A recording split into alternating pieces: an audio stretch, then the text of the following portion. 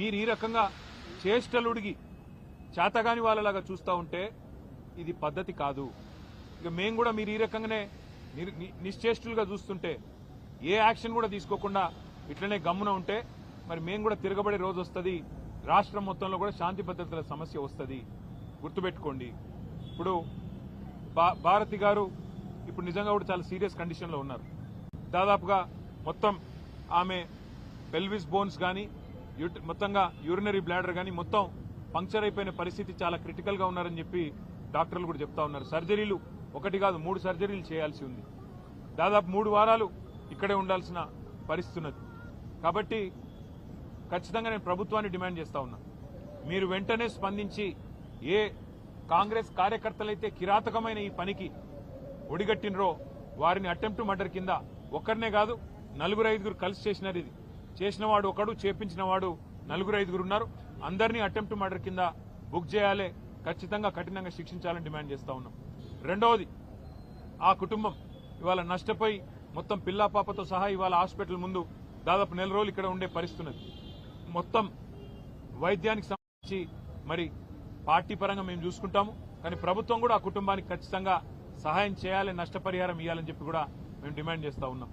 దాంతోపాటు నేను ఇంకొక మాట కూడా ఈ రాష్ట్ర ప్రభుత్వానికి, ముఖ్యంగా రాష్ట్రంలో ఉండే పోలీస్ యంత్రాంగానికి చెప్తా ఉన్నా, మళ్లీ చెప్తా ఉన్నా, మేము 2 ఏళ్లైంది ఈ ప్రభుత్వం వచ్చి. మొన్న నల్లగొండ జిల్లాలో ఏ రకంగా దుర్మార్గంగా ఈ ప్రభుత్వం, ఈ పార్టీ కాంగ్రెస్ పార్టీ వ్యవహారం చేసిందో, మా మల్లయ్య యాదవ్ గారిని అక్కడ మర్డర్ చేసి మొదటి విడత పోలింగ్ కంటే ముందే మర్డర్ చేయడం జరిగింది. నల్లగొండ నియోజకవర్గంలో ఒక సోదరుడు, ఒక బీసీ సోదరుడు, ఆయన కూడా నామినేషన్ వేస్తే నామినేషన్ వేయొద్దని బెదిరించి కొట్టి ఆఖరికి కిడ్నాప్ చేసి ఆయనకు మూత్రం దాగిచ్చారు. అయినా కూడా ఇంతవరకు కేసు పెట్టలేదు అక్కడ ఉండే పోలీస్ యంత్రాంగం.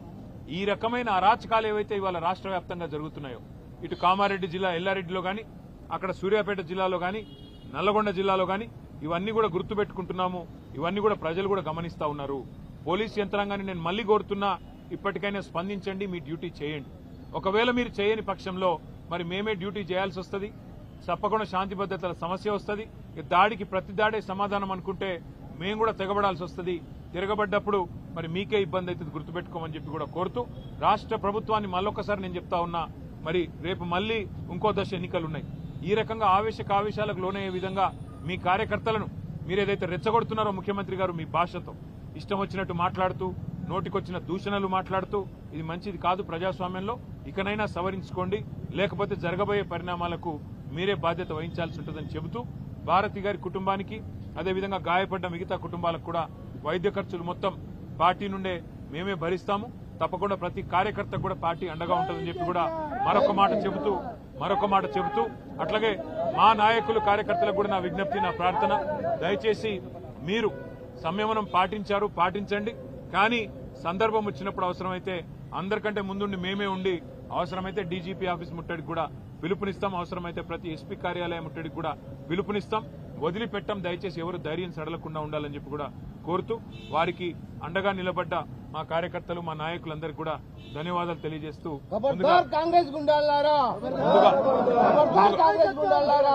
ముందుగా వారి ప్రాణాలు కాపాడుకోవడం మీద దృష్టి పెట్టుకుందాం.